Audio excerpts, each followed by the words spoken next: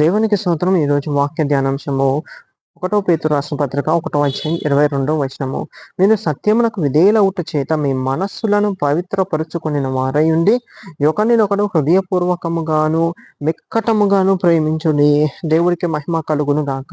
మనము సత్యము అనగా యేసుక్రీస్తు ప్రభువునకు విధేయులమైపోయాము కాబట్టి మన మనస్సులు కూడా యేసు రక్తంతో కడగబడ్డం ద్వారా పవిత్రమైపోయినవి. కాబట్టి మనం ఎలా ఉండాలయ్యా అంటే హృదయపూర్వకముగా మిక్కటముగాను మన సహోదరులని అనగా మన కంటికి కనిపించేటటువంటి ఇతర మనుషులని మనము ప్రేమించే వారిగా ఉండాలి.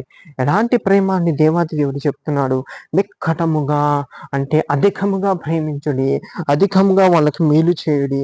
చూడండి, మీరు మేలు చేయుండి మానక మేలు చేసినప్పుడు తగిన సమయమందు ఆ ఫలాన్ని కోస్తాడు అన్నాడు దేవుడు. మనము ఇతరులకి ఏ స్వార్థము లేకుండా నిస్వార్థముగా సేవ చేయువారిగా ఉండాలి, మేలు చేయువారిగా ఉండాలి, ప్రేమించువారిగా ఉండాలి. అట్టి నడిపింపు పరిశుద్ధాత్మ దేవుడు మనకి దయచేయును గాక. ఆమేన్.